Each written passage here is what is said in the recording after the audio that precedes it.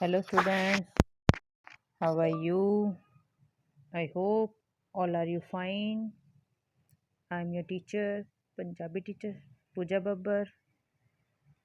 ਅੱਜ ਅਸੀਂ ਕਰਾਂਗੇ Sorry, I don't understand. ਅੱਜ ਅਸੀਂ ਕਰਾਂਗੇ ਤੁਹਾਡੀ ਪੰਜਾਬੀ ਦੀ ਪਾਠ ਪੁਸਤਕ ਪੰਜਾਬੀ ਵਿਰਸਾ ਦਾ ਭਾਗ 2 ਦਾ ਦੂਸਰਾ ਭਾਗ। ਪਹਿਲੇ ਭਾਗ ਸੀ ਨੀਤੀ ਕਥਾਵਾਂ। ਹੁਣ ਇਹ ਦੂਸਰਾ ਭਾਗ ਹੈ, ਉਹਦੇ ਵਿੱਚ ਦੂਸਰਾ ਪਾਰਟ ਹੈ, ਪਰੀ ਕਥਾਵਾਂ ਦਿੱਤੀਆਂ ਹੋਈਆਂ ਹਨ। ਪਹਿਲਾਂ ਅਸੀਂ ਪਰੀ ਕਥਾਵਾਂ ਬਾਰੇ ਪੜ੍ਹਦੇ ਹਨ ਕਿ ਪਰੀ ਕਥਾਵਾਂ ਕੀ ਹੁੰਦੀਆਂ ਹਨ। ਲੋਕ ਕਥਾਵਾਂ ਸੱਭਿਆਚਾਰ ਦਾ ਦਰਪਣ ਹੁੰਦੀਆਂ ਹਨ। ਇਹ ਸਮਾਜ ਦੀ ਵਿਵਹਾਰਕ ਜੀਵਨ ਸ਼ੈਲੀ ਦਾ ਮਹੱਤਵਪੂਰਨ ਹਿੱਸਾ ਹੁੰਦੀਆਂ ਹਨ। ਇਹ ਲੋਕ ਮਨ ਨੂੰ ਅਰਥਪੂਰਨ ਰੂਪ ਵਿੱਚ ਪੇਸ਼ ਕਰਦੀਆਂ ਹਨ। ਲੋਕ ਕਥਾਵਾਂ ਦੇ ਵਿਭਿੰਨ ਰੂਪ ਹਨ, ਜਿਨ੍ਹਾਂ ਵਿੱਚੋਂ ਪਰੀ ਕਥਾਵਾਂ ਬਹੁਤ ਮਹੱਤਵਪੂਰਨ ਅੰਗ ਹਨ। ਪਰੀ ਕਥਾਵਾਂ, ਜਿਸ ਤਰ੍ਹਾਂ ਇਸ ਦੇ ਨਾਂ ਤੋਂ ਹੀ ਸਾਨੂੰ ਪਤਾ ਲੱਗ ਜਾਂਦਾ ਹੈ ਕਿ ਇਹਨਾਂ ਲੋਕ ਕਹਾਣੀਆਂ ਦਾ ਸੰਬੰਧ ਕਿਸੇ ਪਰੀ, ਅਪਸਰਾ, ਦੇਵੀ, ਸ਼ਹਿਜ਼ਾਦੀ ਆਦਿ ਨਾਲ ਸੰਬੰਧਿਤ ਬਿਰਤਾਂਤ ਬਾਰੇ ਹੁੰਦਾ ਹੈ। ਪਰੀ ਫਾਰਸੀ ਭਾਸ਼ਾ ਦਾ ਸ਼ਬਦ ਹੈ, ਜਿਸ ਦੀ ਉਤਪੱਤੀ ਪਰਿਦਨ ਤੋਂ ਹੋਈ ਮੰਨੀ ਜਾਂਦੀ ਹੈ, ਜਿਸ ਦੇ ਸ਼ਾਬਦਿਕ ਅਰਥ ਉੱਡਣਾ ਨਾਲ ਸੰਬੰਧਿਤ ਹਨ। ਉਹਨਾਂ ਲੋਕਾਂ ਦਾ ਵਿਸ਼ਵਾਸ ਸੀ ਕਿ ਪਰੀ ਉਹ ਇਸਤਰੀ ਹੈ ਜੋ ਉੱਡ ਵੀ ਸਕਦੀ ਹੈ। ਦਰਅਸਲ ਪਰੀ ਕਥਾਵਾਂ ਦੀ ਰਚਨਾ ਦ੍ਰਿਸ਼ਟੀ ਵਿਲੱਖਣ ਕਿਸਮ ਦੀ ਹੈ। ਇਹਨਾਂ ਲੋਕ ਕਥਾਵਾਂ ਵਿੱਚ ਕਲਪਨਾ ਦੀ ਬਹੁਤਾਂਤ ਹੁੰਦੀ ਹੈ। ਜੀਵਨ ਵਿੱਚ ਹਰ ਅਸੰਭਵ ਜਾਪਣ ਵਾਲੀ ਗੱਲ ਪਰੀ ਕਥਾਵਾਂ ਵਿੱਚ ਸੰਭਵ ਜਾਪਦੀ ਹੈ। ਮਿਸਾਲ ਵਜੋਂ ਕੋਈ ਸ਼ਹਿਜ਼ਾਦਾ, ਰਾਜਾ, ਬਾਦਸ਼ਾਹ, ਹੰਸ ਵਰਗੇ ਪੰਛੀ 'ਤੇ ਬੈਠ ਕੇ ਪਹਾੜਾਂ, ਦਰਿਆਵਾਂ, ਸਮੁੰਦਰਾਂ ਨੂੰ ਪਾਰ ਕਰ ਜਾਂਦਾ ਹੈ। ਪਰੀ ਸ਼ਹਿਜ਼ਾਦੀ ਭੇਸ ਵਟਾ ਕੇ ਫੁੱਲ, ਰੁੱਖ, ਕੁਝ ਵੀ ਬਣ ਜਾਂਦੀ ਹੈ। ਪੰਛੀ ਬੋਲਦੇ ਹਨ, ਦਿਲਾਂ ਦੇ ਭੇਤ ਸਾਂਝੇ ਕਰਦੇ ਹਨ।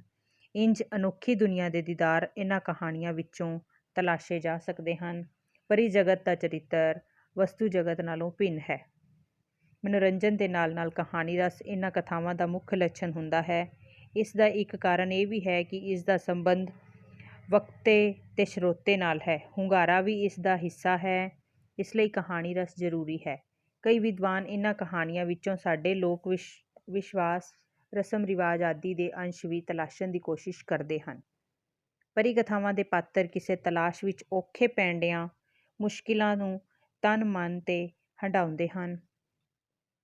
ਫਿਰ ਅਚਾਨਕ ਕੋਈ ਅਜਿਹਾ ਮੌਕਾ ਮੇਲ ਬਣਦਾ ਹੈ ਕਿ ਉਹ ਮਕਸਦ ਵਿੱਚ ਕਾਮਯਾਬ ਹੋ ਜਾਂਦੇ ਹਨ। ਸੰਘਰਸ਼ਮਈ ਜੀਵਨ ਦੀ ਪੇਸ਼ਕਸ਼ ਕਰਕੇ ਹਿੰਮਤ, ਸਾਹਸ ਦੀ ਜਿਗਿਆਸਾ ਬਰਕਰਾਰ ਰੱਖੀ ਜਾਂਦੀ ਹੈ। ਅਪਹੁੰਚ ਦੀ ਪ੍ਰਾਪਤੀ ਕਰਕੇ ਨਾਇਕ ਦੇ ਮਨ ਨੂੰ ਸਕੂਨ ਮਿਲਦਾ ਹੈ। ਇਸ ਨਾਲ ਸਰੋਤੇ ਪਾਠਕ ਦੇ ਮਨ ਨੂੰ ਵੀ ਸਕੂਨ ਹਾਸਲ ਹੁੰਦਾ ਹੈ। ਕਹਾਣੀ ਦਾ ਅੰਤ ਸੁਖਾਵਾਂ ਹੁੰਦਾ ਹੈ। ਇਸ ਕਿਸਮ ਦੀਆਂ ਕਹਾਣੀਆਂ ਵਿੱਚ ਕੁਝ ਮਨਾਹੀ ਵੀ ਨਿਰਧਾਰਿਤ ਕੀਤੀ ਜਾਂਦੀ ਹੈ, ਭਾਵ ਕੁਝ ਕੰਮ ਦਾ ਕਰਨ ਦੀ ਨਸੀਹਤ ਨਾ ਕਰਨ ਦੀ ਨਸੀਹਤ ਦਿੱਤੀ ਜਾਂਦੀ ਹੈ। ਪਰ ਜਦੋਂ ਪਾਤਰ ਮਨਾਹੀਆਂ ਨੂੰ ਤੋੜਦੇ ਹਨ ਤਾਂ ਮੁਸ਼ਕਲਾਂ ਸਹਿਣ ਕਰਦੇ ਹਨ। ਪਰੀ ਕਥਾਵਾਂ ਵਿੱਚ ਪਰੀਆਂ, ਸ਼ਹਿਜ਼ਾਦੀਆਂ ਦੀ ਖੂਬਸੂਰਤੀ ਨੂੰ ਰੱਜ ਕੇ ਬਿਆਨ ਕੀਤਾ ਜਾਂਦਾ ਹੈ। ਇਹ ਪਾਤਰ ਆਪਣੇ ਰਸਤੇ ਵਿੱਚ ਆਉਣ ਵਾਲੀਆਂ ਰੁਕਾਵਟਾਂ ਨੂੰ ਹਿੰਮਤ ਨਾਲ ਜਿੱਤਦੇ ਹਨ। ਪਰਾ ਸਰੀਰਿਕ ਸ਼ਕਤੀਆਂ ਵੀ ਪੈਰ ਪੈਰ 'ਤੇ ਇਹਨਾਂ ਪਾਤਰਾਂ ਦੀ ਸਹਾਇਤਾ ਕਰਦੀਆਂ ਹਨ। ਪਰੀ ਕਥਾਵਾਂ ਕਿਸੇ ਭਾਸ਼ਾ, ਸੱਭਿਆਚਾਰ ਦਾ ਅਨਮੋਲ ਖਜ਼ਾਨਾ ਹੁੰਦੀਆਂ ਹਨ। ਇਹੀ ਕਾਰਨ ਹੈ ਕਿ ਇਹ ਲਗਭਗ ਹਰੇਕ ਭਾਸ਼ਾ ਵਿੱਚ ਉਪਲਬਧ ਹਨ। ਐਵੇਂ ਹੀ ਪੰਜਾਬੀ ਭਾਸ਼ਾ ਵਿੱਚ ਅਨੇਕਾਂ ਪਰੀ ਕਥਾਵਾਂ ਮਿਲਦੀਆਂ ਹਨ। ਇਹਨਾਂ ਵਿੱਚੋਂ ਪੰਜਾਬੀ ਸੱਭਿਆਚਾਰ ਦੀ ਖੁਸ਼ਬੂ ਅਨੁਭਵ ਕੀਤੀ ਜਾ ਸਕਦੀ ਹੈ। ਮੌਖਿਕ ਸਾਹਿਤ ਦਾ ਹਿੱਸਾ ਹੋਣ ਕਰਕੇ ਇੱਕੋ ਕਹਾਣੀ ਦੇ ਅਨੇਕਾਂ ਰੂਪ ਮਿਲਦੇ ਹਨ। ਥੋੜ੍ਹਾ ਬਹੁਤਾ ਭਾਸ਼ਾਈ ਵਖਰੇਵਾਂ ਹੋਣ ਦੇ ਬਾਵਜੂਦ ਵੀ ਇਹਨਾਂ ਦਾ ਉਦੇਸ਼, ਮਨੋਰਥ ਇੱਕ ਵਰਗਾ ਹੀ ਹੁੰਦਾ ਹੈ। ਪਰੀ ਕਥਾ ਲੰਬੀ ਬਿਰਤਾਂਤ ਸੰਗਠਨ ਵਾਲੀ ਰਚਨਾ ਹੁੰਦੀ ਹੈ, ਪਰ ਕੁਝ ਪਰੀ ਕਥਾਵਾਂ ਲਘੂ ਬਿਰਤਾਂਤ ਵਾਲੀਆਂ ਵੀ ਹੁੰਦੀਆਂ ਹਨ।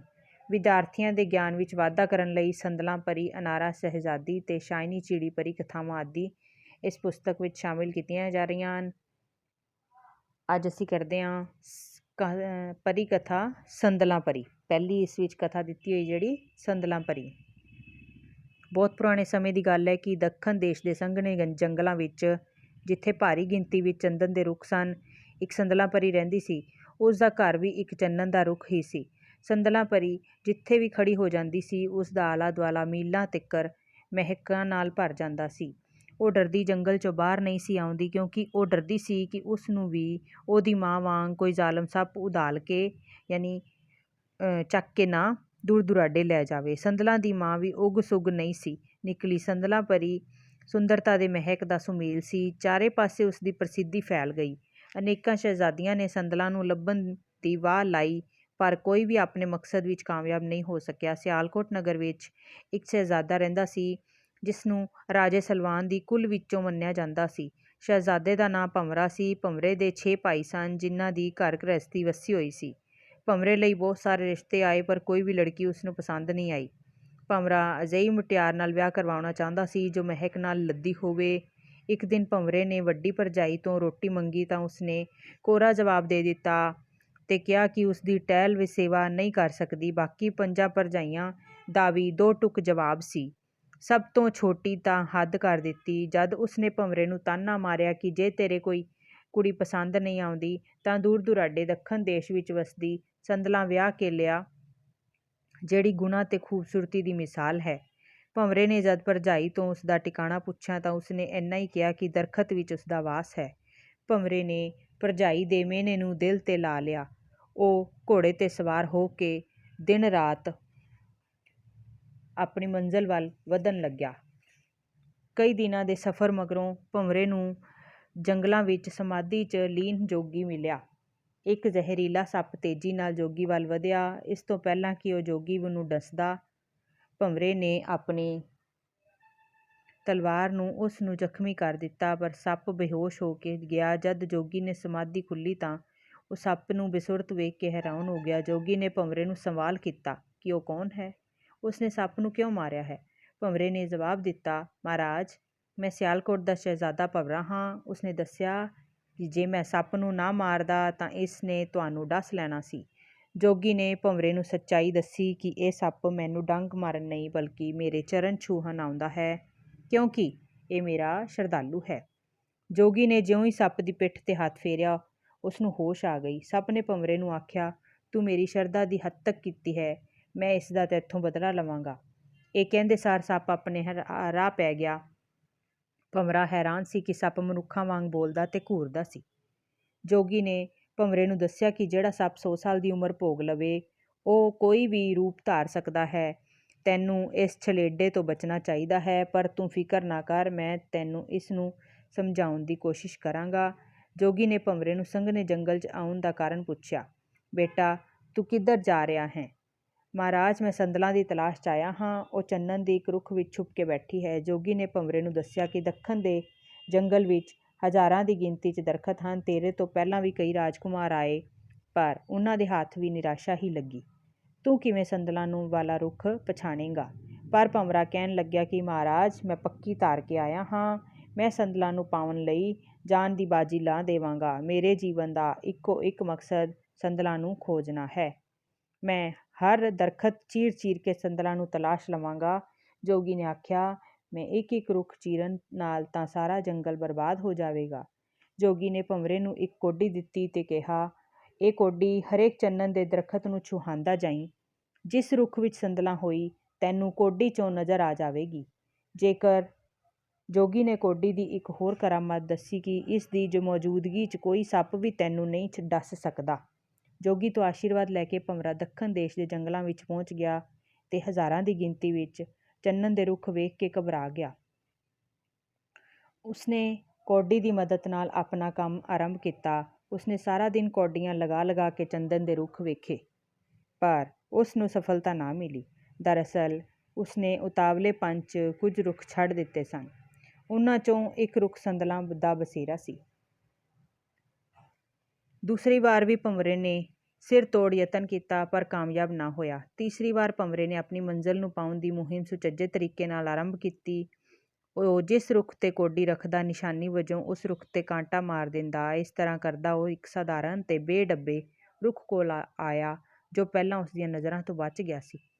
ਭੰਵਰੇ ਦਾ ਇਹ ਮੰਨਣਾ ਸੀ ਕਿ ਏਦਾਂ ਦੇ ਵਿੰਗੇ ਟੇਢੇ ਰੁੱਖ ਵਿੱਚ ਉਸ ਦੇ ਸੁਪਨਿਆਂ ਦੀ ਮਲਕਾ ਨਹੀਂ ਹੋ ਸਕਦੀ, ਪਰ ਉਸਦਾ ਅੰਦਾਜ਼ਾ ਗਲਤ ਸੀ। ਜਦ ਹੀ ਉਸਨੇ ਉਸ ਰੁੱਖ ਉੱਪਰ ਕੌਡੀ ਰੱਖੀ ਤਾਂ ਸੁੰਦਰ ਪਰੀ ਵਰਗੀ ਜਵਾਨ ਲੜਕੀ ਨਜ਼ਰ ਆਈ। ਸੰਦਲੀ ਲਿਬਾਸ ਵਿੱਚ ਸੱਜੀ ਹੋਈ ਸੰਦਲਾਂ ਆਪਣੇ ਕੇਸ ਵਾਹ ਰਹੀ ਸੀ। ਇਸ ਦੌਰਾਨ ਦੋਹਾਂ ਦੀ ਨਜ਼ਰ ਇੱਕ ਦੂਜੇ ਉੱਪਰ ਪੈ ਗਈ। ਕੁਝ ਪਲ ਬਿਨਾਂ ਪਲਕ ਝਪਕੇ ਉਹ ਇੱਕ ਦੂਸਰੇ ਨੂੰ ਵੇਖਦੇ ਰਹੇ। ਸੰਦਲਾਂ ਤੇ ਭੰਵਰਾ ਬਹੁਤ ਦੇਰ ਮਿੱਠੀਆਂ ਮਿੱਠੀਆਂ ਗੱਲਾਂ ਕਰਦੇ ਰਹੇ। ਦੋਵੇਂ ਮਨ ਵਿੱਚ ਵਿਚਾਰ ਰਹੇ ਸਨ ਕਿ ਉਹਨਾਂ ਨੂੰ ਆਪਣੀ ਮੰਜ਼ਿਲ ਪ੍ਰਾਪਤ ਹੋ ਗਈ ਹੈ। ਅਚਾਨਕ ਸੰਦਲਾਂ ਦੇਖਦੀ ਹੈ ਕਿ ਇੱਕ ਸੱਪ ਵਾਹੋਦਾਈ ਭੰਵਰੇ ਨੂੰ ਡੱਸਣ ਲਈ ਅੱਗੇ ਵਧ ਰਿਹਾ ਹੈ। ਸੰਦਲਾਂ ਨੇ ਭੰਵਰੇ ਨੂੰ ਸੁਚੇਤ ਕੀਤਾ।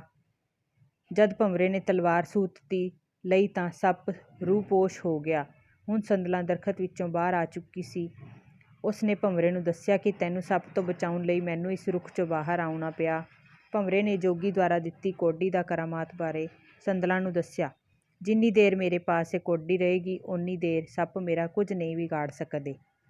ਵਸਲ ਦੀਆਂ ਘੜੀਆਂ ਥੋੜ੍ਹੀਆਂ ਹੀ ਬੀਤਦੀਆਂ ਸਨ ਕਿ ਇੱਕ ਗੱਭਰੂ ਅਚਾਨਕ ਦਰਖਤ ਓਹਲਿਓਂ ਨਿਕਲਦਾ ਹੈ ਤੇ ਸੰਦਲਾਂ ਨੂੰ ਘੋੜੇ 'ਤੇ ਬਿਠਾ ਕੇ ਪਲਾਂ ਛਿਨਾਂ ਵਿੱਚ ਗਾਇਬ ਹੋ ਜਾਂਦਾ ਹੈ। ਇਹ ਗੱਭਰੂ ਅਸਲ ਵਿੱਚ ਉਹ ਛਲੋਡਾ ਸੱਪ ਹੀ ਸੀ। ਇਹ ਸੱਪਾਂ ਦਾ ਰਾਜਾ ਸੀ ਜੋ ਸੰਦਲਾਂ ਦੇ ਹੁਸਨ ਦਾ ਕਾਇਲ ਹੋ ਕੇ ਉਸ ਨੂੰ ਬੰਦੀ ਬਣਾ ਕੇ ਲੈ ਗਿਆ। ਭੰਵਰਾ ਫਿਰ ਪਾਗਲਾਂ ਵਾਂਗ ਸੰਦਲਾਂ ਦੀ ਤਲਾਸ਼ ਕਰਦਾ ਰਿਹਾ ਪਰ ਉਸ ਨੂੰ ਸਫਲਤਾ ਨਹੀਂ ਮਿਲਦੀ। ਉੱਧਰ ਸੰਦਲਾਂ ਸੱਪਾਂ ਦੇ ਰਾਜੇ ਦੀਆਂ ਮਿੰਨਤਾਂ ਕਰਦੀ ਹੈ ਕਿ ਮੈਨੂੰ ਮੇਰੇ ਸੁਪਨਿਆਂ ਦੇ ਰਾਜਕੁਮਾਰ ਕੋਲੋਂ ਦੂਰ ਕਰਕੇ ਤੂੰ ਬੜਾ ਭਾਰੀ ਪਾਪ ਕੀਤਾ ਹੈ, ਇਸ ਲਈ ਮੈਨੂੰ ਭੰਵਰੇ ਕੋਲ ਵਾਪਸ ਛੱਡ ਆ। ਸੱਪ ਸੰਦਲਾਂ ਨੂੰ ਰਾਣੀ ਬਣਾ ਕੇ ਰੱਖਣ ਦੀਆਂ ਗੱਲਾਂ ਕਰਦਾ ਹੈ ਜਿਸ ਦਾ ਉਸ ਉੱਪਰ ਕੋਈ ਅਸਰ ਨਹੀਂ ਹੁੰਦਾ। ਛਲੇਡਾ ਸੱਪ ਉਸ ਨੂੰ ਧਮਕੀ ਦਿੰਦਾ ਹੈ ਕਿ ਜੇ ਤੂੰ ਪਿਆਰ ਨਾਲ ਨਾ ਮੰਨੀ ਤਾਂ ਮੈਂ ਤੈਨੂੰ ਜ਼ਬਰਦਸਤੀ ਆਪਣਾ ਘਰ ਵਸਾ ਲਵਾਂਗਾ। ਸੰਦਲਾਂ ਛਲੇਡੇ ਸੱਪ ਦਾ ਇਹ ਜਵਾਬ ਸੁਣ ਕੇ ਗੁੱਸੇ 'ਚ ਆ ਜਾਂਦੀ ਹੈ ਤੇ ਕਹਿੰਦੀ ਹੈ ਮੈਨੂੰ ਦੁਨੀਆ ਦੀ ਕੋਈ ਤਾਕਤ ਭੰਵਰੇ ਤੋਂ ਵੱਖ ਨਹੀਂ ਕਰ ਸਕਦੀ, ਇਸ ਲਈ ਮੈਂ ਜਾ ਰਹੀ ਹਾਂ। ਅੱਖ ਝਪਕਣ ਜਿੰਨੇ ਸਮੇਂ ਵਿੱਚ ਸੰਦਲਾਂ ਗਾਇਬ ਹੋ ਗਈ ਤੇ ਪੂਰੇ ਜੰਗਲ ਵਿੱਚ ਮਹਿਕ ਤੇ ਖੁਸ਼ਬੂ ਬਣ ਕੇ ਪਸਰ ਗਈ। ਸਿਰਫ ਉਸ ਦੀ ਪਰਛਾਈ ਛਲੇਡੇ ਸੱਪ ਪਾਸ ਰਹਿ ਗਈ ਜਿਸ ਤੋਂ ਬੇਚੈਨ ਹੋ ਕੇ ਇੱਧਰ ਉੱਧਰ ਭਟਕਣ ਲੱਗਾ। 2 ਦਿਨਾਂ ਵਿੱਚ ਛਲੇਡੇ ਸੱਪ ਨੇ ਅਨੇਕਾਂ ਜੂਨੀਆਂ ਬਦਲੀਆਂ ਪਰ ਉਸਨੂੰ ਸੰਦਲਾਂ ਨਾ ਮਿਲੀ। ਮਰਨ ਵੇਲੇ ਉਹ ਆਪਣੀ ਅਸਲੀ ਸੱਪ ਵਾਲੀ ਜੂਨੀ ਵਿੱਚ ਸੀ। ਉਸਨੇ ਦਰਖਤਾਂ ਨਾਲ ਸਿਰ ਮਾਰ ਮਾਰ ਕੇ ਆਪਣੀ ਜਾਨ ਵਾਰ ਦਿੱਤੀ। ਭੰਵਰਾ ਉਸੇ ਹੀ ਜਗ੍ਹਾ ਨਿਰਾਸ਼ ਭੁੱਖਾ ਭਾਣਾ ਕਈ ਦਿਨ ਗੁਜ਼ਾਰ ਰਿਹਾ ਹੁੰਦਾ ਹੈ। ਸੱਪ ਵੀ ਉਸ ਨੂੰ ਘੇਰਾ ਘੱਤ ਕੇ ਡੱਸਣ ਲਈ ਨੇੜੇ ਬੈਠੇ ਪਰ ਕੌਡੀ ਦੀ ਕਰਾਮਾਤ ਕਾਰਨ ਆਪਣੇ ਇਰਾਦੇ ਦੇ ਵਿੱਚ ਕਾਮਯਾਬ ਨਹੀਂ ਹੋ ਰਹੇ ਸਨ। ਅਚਾਨਕ ਉਹ ਇੱਕ ਬੁੱਢੇ ਸੱਪ ਨੂੰ ਭੰਵਰੇ ਉੱਪਰ ਤਰਸ ਆ ਗਿਆ ਤੇ ਉਸ ਤੋਂ ਭੰਵਰੇ ਦਾ ਤਰਸਯੋਗ ਹਾਲਤ ਬਰਦਾਸ਼ਤ ਨਹੀਂ ਹੋਈ। ਉਹ ਭੰਵਰੇ ਨੂੰ ਸੱਪਾਂ ਦੇ ਰਾਜੇ ਛਲੇਡੇ ਦੇ ਦੇਸ਼ ਦੀ ਜਾਣਕਾਰੀ ਦਿੰਦਾ ਹੈ। ਭੰਵਰਾ ਦਿਨ ਰਾਤ ਸਫ਼ਰ ਕਰਦਾ ਉਸ ਦੇਸ਼ ਜੰਗਲ 'ਚ ਪਹੁੰਚ ਜਾਂਦਾ ਹੈ। ਜੰਗਲ ਦੀ ਮਹਿਕ ਤੋਂ ਉਸ ਦਾ ਯਕੀਨ ਬੱਝ ਜਾਂਦਾ ਹੈ ਕਿ ਸੰਦਲਾਂ ਇੱਥੇ ਹੀ ਹੈ, ਪਰ ਜਿਹੜੇ ਵੀ ਦਰਖਤ 'ਤੇ ਕੌਡੀ ਲਾ ਕੇ ਦੇਖਦਾ ਉਸ ਨੂੰ ਸੰਦਲਾਂ ਦਾ ਪੂਰਾ ਰੂਪ ਨਜ਼ਰ ਆਉਣ ਦੀ ਬਜਾਏ ਉਸ ਦਾ ਕੋਈ ਇੱਕ ਅੰਗ ਹੀ ਨਜ਼ਰ ਆਉਂਦਾ ਹੈ। ਭੰਵਰੇ ਨੇ ਇੱਕ ਤਰਕੀਬ ਸੁਝਦੀ ਹੈ। ਉਹ ਅਲੱਗ-ਅਲੱਗ ਦਰਖਤਾਂ ਦੀਆਂ ਟਾਹਣੀਆਂ ਪੱਤੇ ਇੱਕ ਥਾਂ ਇਕੱਠੇ ਕਰਕੇ ਕੌਡੀ ਲਾਉਂਦਾ ਹੈ ਤਾਂ ਸਾਕਸ਼ਾਤ ਰੂਪ ਵਿੱਚ ਸੰਦਲਾਂ ਪ੍ਰਗਟ ਹੋ ਜਾਂਦੀ ਹੈ। ਭੰਵਰੇ ਦੀ ਖੁਸ਼ੀ ਦਾ ਟਿਕਾਣਾ ਹੀ ਨਹੀਂ ਰਹਿੰਦਾ। ਸੰਦਲਾਂ ਵੀ ਰਾਜਕੁਮਾਰ ਨੂੰ ਪ੍ਰਾਪਤ ਕਰਕੇ ਧਨ ਹੋ ਜਾਂਦੀ ਹੈ। ਭੰਵਰਾ ਸੰਦਲਾਂ ਦੀ ਸ਼ਾਦੀ ਕਰਕੇ ਆਪਣੇ ਦੇਸ਼ ਪਹੁੰਚਦਾ ਹੈ ਤਾਂ ਪਰਜਾ ਤੇ ਪਰਿਵਾਰ ਵਾਲੇ ਖੁਸ਼ ਹੁੰਦੇ ਹਨ। ਲੋਕਾਂ ਦੀ ਧਾਰਨਾ ਹੈ ਕਿ ਭੰਵਰਾ ਤੇ ਸੰਦਲਾਂ ਹਰ ਯੁੱਗ ਵਿੱਚ ਕਿਸੇ ਨਾ ਕਿਸੇ ਜੂਨ ਵਿੱਚ ਆਉਂਦੇ ਹਨ, ਇੱਥੇ ਮਿਲਦੇ ਵਿਛੜਦੇ ਹਨ ਪਰ ਉਹਨਾਂ ਦੇ ਪਿਆਰ ਦੀ ਕਰਾਮਾਤ ਉਹਨਾਂ ਨੂੰ ਦੁਬਾਰਾ ਫਿਰ ਮਿਲਾ ਦਿੰਦੀ ਹੈ। ਇਹ ਸੀ ਕਹਾਣੀ ਸੰਦਲਾਂ ਪਰੀ ਦੀ, ਜੋ ਕਿ ਨੀਤੀ ਕਥਾ ਹੈ। ਇੱਕ ਪਰੀ ਕਥਾ ਹੈ। ਆਈ ਹੋਪ ਤੁਹਾਨੂੰ ਪਰੀ ਕਥਾਵਾਂ ਬਾਰੇ ਤੇ ਇਸ ਕਹਾਣੀ ਸੰਦਲਾਂ ਪਰੀ ਬਾਰੇ ਸਮਝ ਆ ਗਿਆ ਹੋਏਗਾ students. Okay students, thank you.